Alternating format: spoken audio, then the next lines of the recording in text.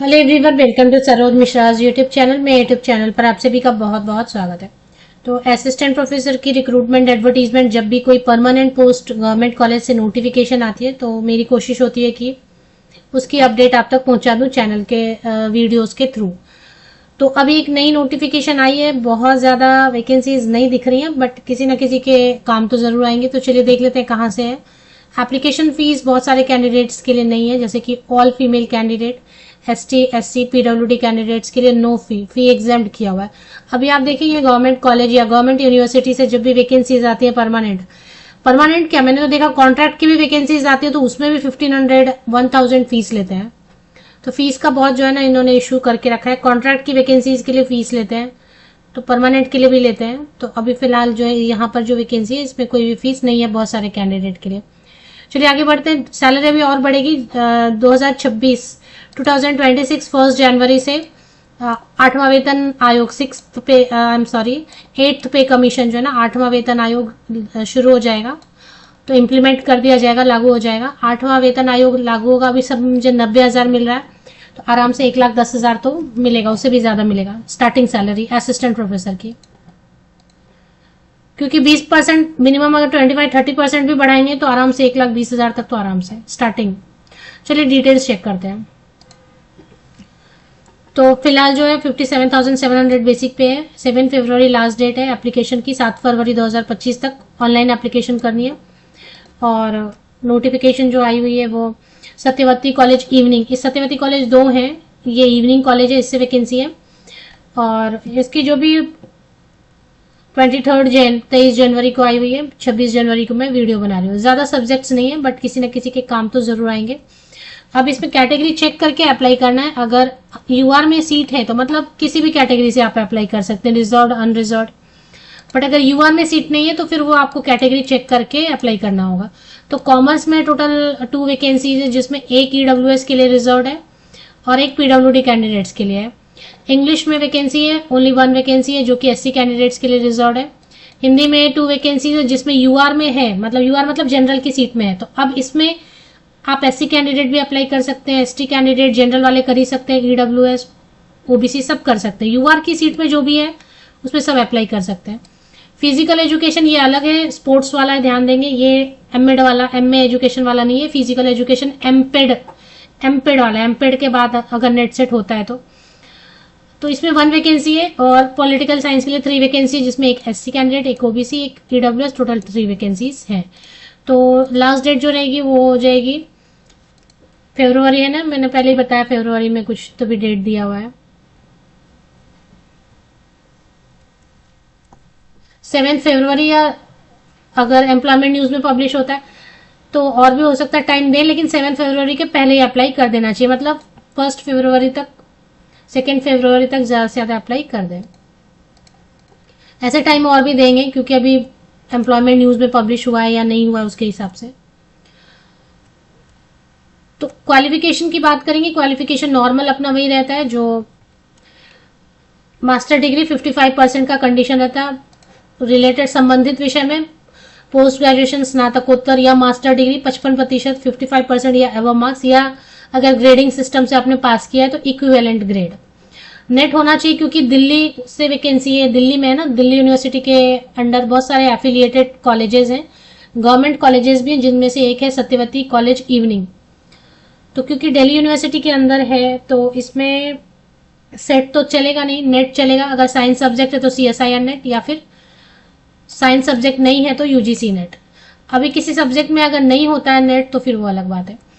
इसके साथ ही साथ अभी काफी वक्त से ये भी इंक्लूड कर दिया है कि टॉप 500 वर्ल्ड यूनिवर्सिटी रैंकिंग में आने वाले किसी भी फॉरेन यूनिवर्सिटी या इंस्टीट्यूशन से अगर आपने PhD डिग्री किया हुआ है तो आप बिना नेट के भी अप्लाई कर सकते हैं।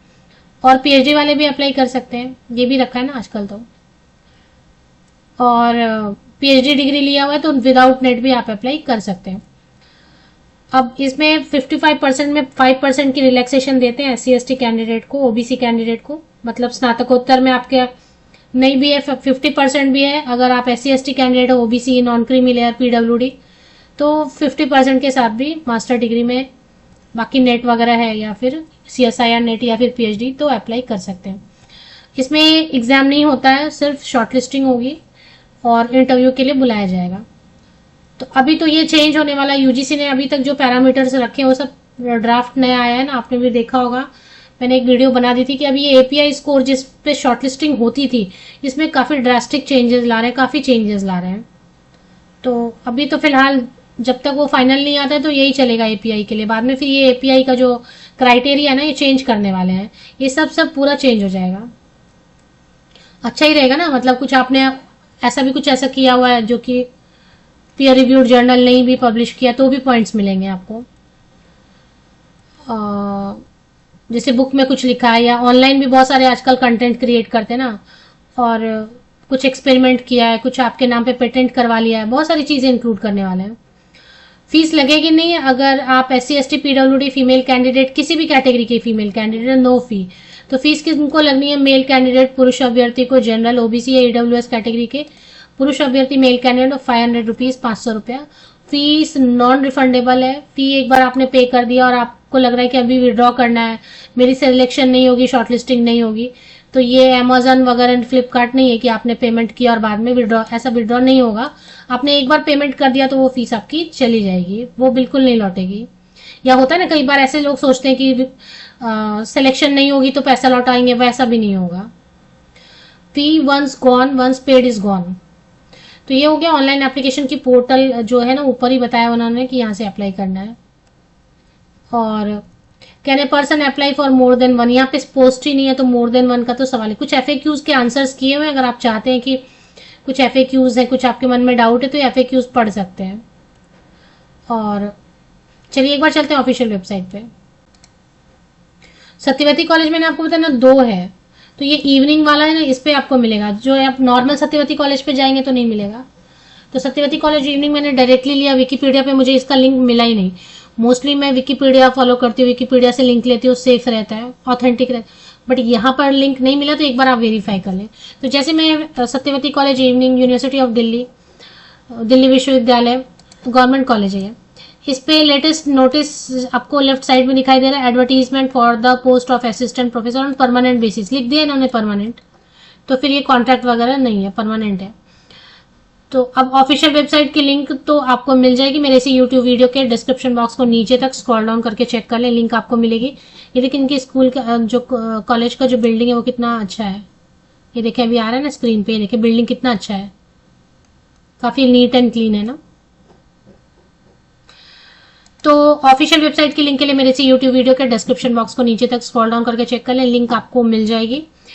और जो भी मैंने खास चीजें थी, लास्ट डेट, ऑनलाइन एप्लीकेशन की पोर्टल जो है ना, वो तो आपको एडवर्टीजमेंट में ऊपर सबसे टॉप अपर पोर्शन में दिया हुआ है।